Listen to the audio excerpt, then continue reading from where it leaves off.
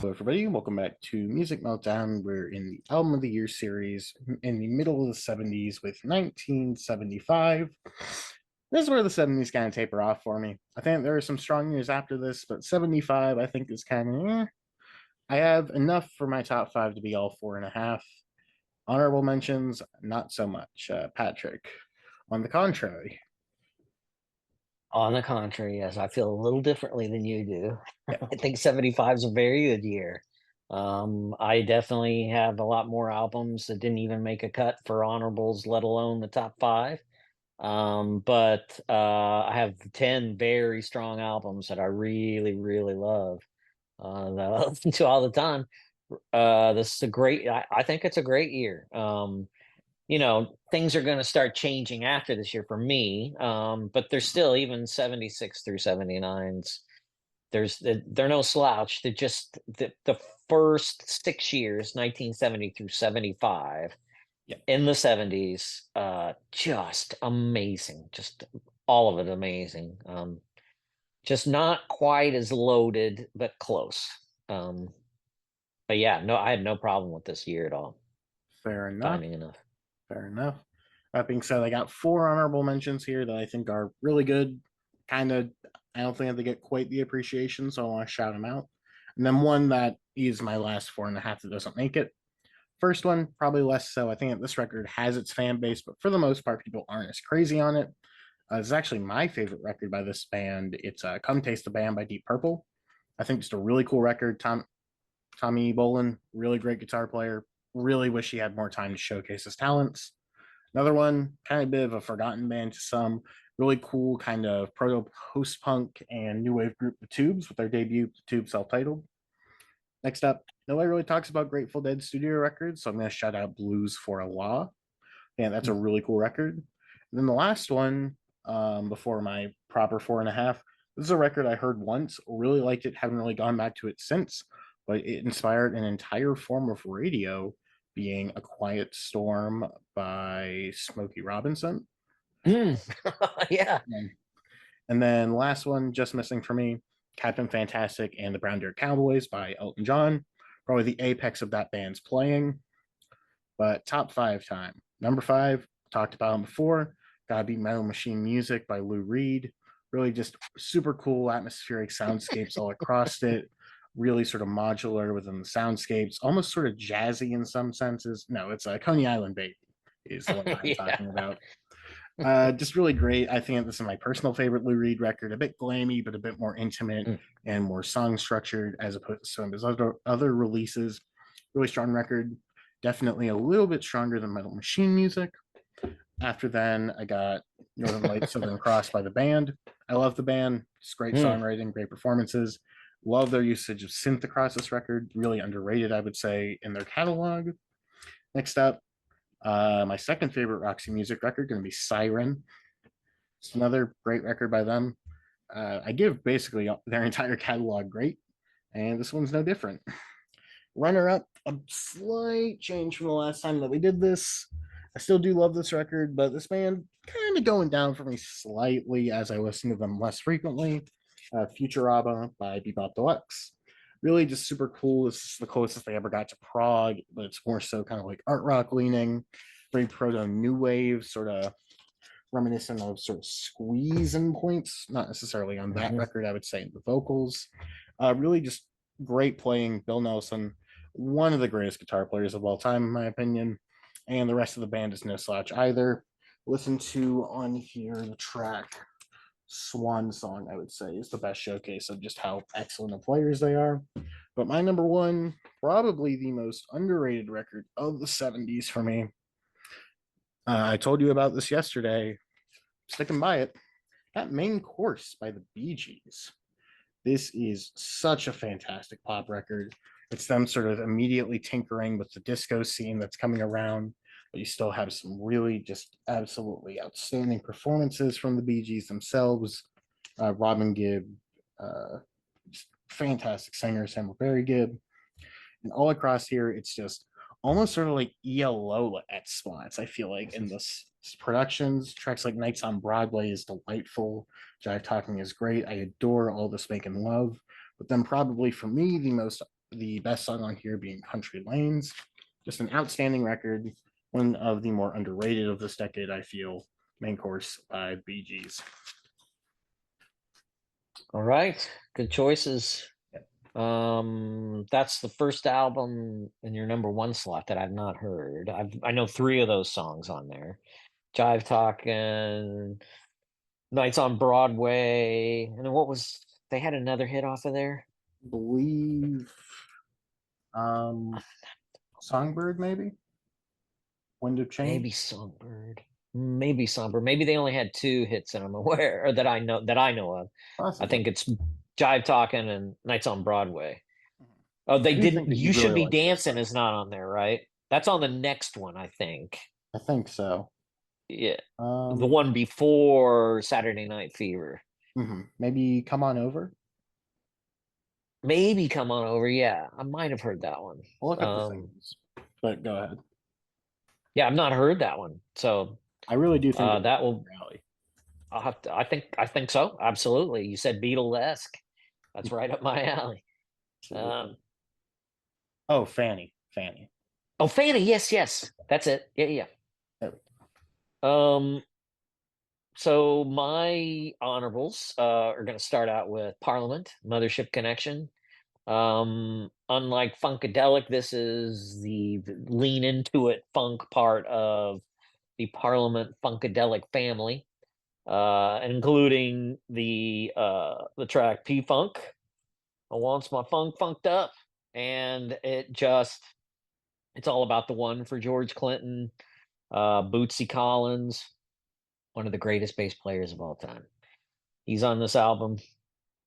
It's a fantastic album. This is one of Parliament's best albums by far. And I love a lot of Parliament albums, but Mothership Connection is right up there at the top.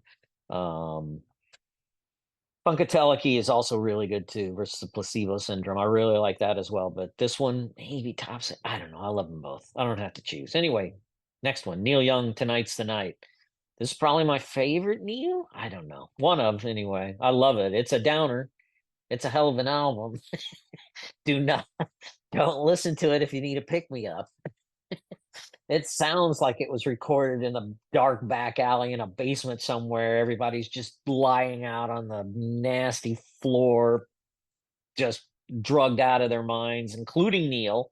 It is, but boy, he addresses some really he addresses what for Neil was very heart wrenching issues. He had lost his roadie Bruce Berry. He had lost his guitarist from Crazy Horse, Danny Whitten, and this album is it's Neil Young's reckoning, so to speak. Not only with Crazy Horse, the band, the backing band itself, but with his approach to music. I think it's a beautiful album. Tired Eyes is such a great song. It's just I don't the title track Tonight's the Night. I love it too. I don't know. I don't know how I kept it out of my top five. But anyway, Neil Young, Tonight's the Night. I love it. Joni Mitchell, The Hissing of Summer Lawns. This is Joni even going further into jazz. The title track, Edith and the Kingpin. In France, They Kiss on Main Street. Love that song. Love that song. That's one of Joni's best songs by far. Even incorporating African influenced music here, and sort of like a proto world music. It's not that, I know the term is not that popular anymore, but basically a proto world music influenced album, I'd say. But still so much jazz on here. Yeah, you've got Larry Carlton playing guitar, who bounced back and forth between rock and jazz. He played for Steely Dan. Some of the best studio musicians in the world playing on this album. Some of Joni's best compositions on this album. One of my favorites of hers. Um, Willie Nelson, Redheaded Stranger. Just like Waylon, this is Willie's middle finger to this is Willie's middle finger to Nashville, and their stranglehold on country music. And it's a dark, dark album. This is blues country. This, the bass. This is a concept album about a preacher who walks in on his wife in the middle of an affair and kills the man, and then is running away. It's truly an outlaw album in every sense of the word. And it has one of Willie's greatest songs on it, "Blue Eyes Crying in the Rain." Willie Nelson. He could live for another 90 years, and he still, I don't think would receive the credit and respect that he deserves. And he receives a lot of credit, respect. People love Willie. I think he's such an icon. I think didn't they put him in the Rock and Roll Hall of Fame? I think this year, right after Dolly. I think, maybe, I don't know. I don't remember. I know he was up for a nomination anyway, and he has. There is a that outlaw spirit, that rock attitude in Willie as well. One of my idols, certainly one of my heroes, Willie Nelson. Elton John, Captain Fantastic and the Brown Dirt Cowboy. Like you said, this is the band. This is his backing band, Nigel Olsson, Davy Johnstone. These guys could just play anything and everything, and nothing. There was no limits, no boundaries for these guys. And so Elton, as a leader, had to be an overachiever. And here it's, he and Bernie Taupin take, it's basically a navel gazing album, or a look in the mirror album, however you want to, however what you want to think about it. But it's an album about their story, their success, their trials, how they feel about the music business. Um, it's peak Elton and Bernie, and I'm glad you love it, because I do too. It's a fantastic Elton John album. Okay, number five, Pink Floyd, "Wish You Were Here." It's loosely progressive, but it's not really progressive. It's loosely space rock, but it's not. It never is one thing or the other. It takes and bits and pieces out of art rock. Psychedelia still is in here, and it is a love letter to their former bandmate Sid Barrett, who, just if just quickly, Sid Barrett, who was an acid casualty and had just fallen off the face of the earth, even though he still lived in the same town, and was close by. He basically became a recluse. Withdrew into himself, and the band hadn't seen him for years. And so the band was trying to find some thematic concept to base their new music and their new album around. And every time Roger Waters writes a song with Sid Barrett in mind, it ends up being some of Roger Waters' best lyrics, as well as some of the band's best songs. And deservedly so. Sid Barrett was best friends with David Gilmour.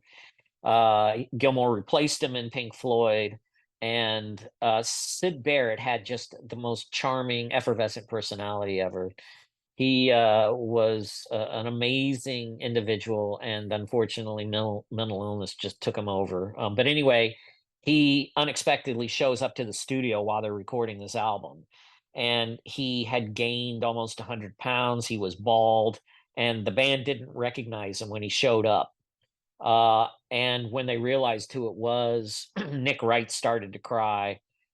Nick Mason, Richard Wright, excuse me, started to cry. Nick Mason couldn't look at him. He wouldn't acknowledge him. He couldn't. It was just too emotionally upsetting for everybody involved. I think it was Gilmour who recognized him.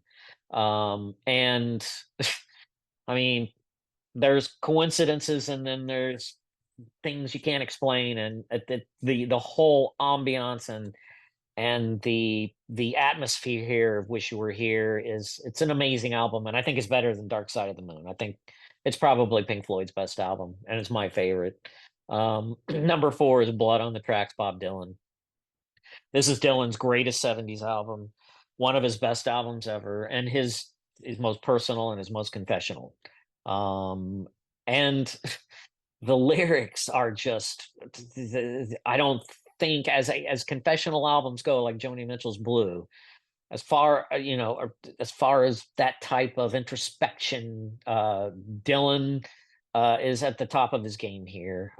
He's obviously he's headed for divorce. Jacob even says, even though Dylan later he either he Dylan later owned up to, yes, this was very personal and influenced by his relationship with his wife Joanna, and then he denied it, and Jacob's always been like, "Oh yeah, my parents were absolutely going through that at the time." Dylan is so cryptic. This is a unique album, really. Desire has some of this as well, but Blood on the Tracks is an anomaly for Dylan. It's very, very personal, and I don't think there's anything cryptic or covered in flowery language here at all from Dylan. I think it's very straightforward, very brutal at times. Idiot Win, for instance, nasty. That is a nasty song. And then You're Gonna Make Me Lonesome When You Go, one of his most beautiful songs ever. Ah, I love this album. This is peak Dylan. I think if you're not a Bob Dylan fan, if you listen to this, you probably would end up this would probably be the gateway album to Dylan for people who don't like Dylan. Even his singing, I think, is approachable on this album. He's a good vibe. He's in a good vibe, a good flow. His voice is in top shape here. He sounds very good. Next album, number 3, Brian Eno, Another Green World. This is a beautiful album. Phil Collins plays on this album. Robert Fripp plays on this album. Phil Manzanera plays on this album. Uh, it's sort of like if Brian Ferry had left Roxy Music and Brian Eno's the one that stuck around was the leader, you might end up with something like this. Certainly, Phil Manzanera and Eno played together on many different albums, and that the ties between them, Andy Mackay from Roxy Music was still very strong. Phil Collins is fantastic on this album. He's just amazing on this album as a drummer. Um, St. Elmo's Fire, one of the most beautiful songs Brian Eno's ever written. Wonderful album. Number 2, Led Zeppelin, Physical Graffiti. This is my favorite Zeppelin album. This is, along with 3. I hold them in equal regard. Physical Graffiti, a double album with not a clunker on it. You can get from front to back in one sitting and enjoy it completely. This is a deep dive into their most blues influenced material.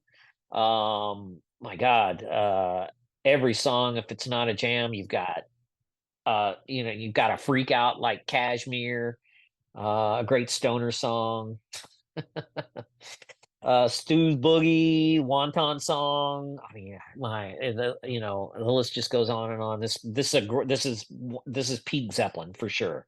It went downhill from here on out after this album.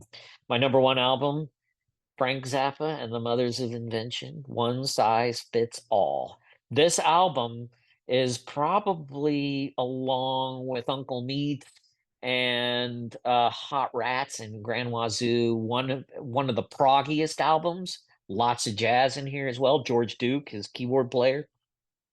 Ruth Underwood, her her xylophone playing is a blow away fantastic. The fact that she can keep up with Zappa is amazing in and of itself. Again, top notch musicians. This is his. He's got everything in here. And Frank wrote. This is one of Frank's albums that he wrote for himself, not to sell. Not that was going to be a big seller. One he wanted to compose. So it cannot. It's not that accessible. It's not like Apostrophe or Overnight Sensation. It's not that straightforward. There's a lot of experimental rock in here. Uh, Even some avant-garde art rock. It's still got that humor, but there's a lot of instrumental tracks in here as well. Um, I think one of Frank's best songs in here, Inca Roads, is the leadoff track here. Um, and George Duke singing on several of these tracks. Can't Afford No Shoes and Florentine Pojin. Just there's so many Pojama people. There's some great songs on here. It's one of my favorite Zappa albums. I got so many. He had so many great albums. Anyway, number 1, Frank Zappa. And this is the last Mothers of Invention album too. After this, it was just Frank Zappa here on out. Interesting. So Yeah, I gotta check that one out. I'm slowly listening through Zappa's catalog, like not consecutively or anything, but I've heard a right. couple now. So And you don't have to. Zappa was all over the map, so you can start in any one place, jump around, I think, and still end up with some great music. Either just completely instrumental or something like Apostrophe Overnight Sensation, right?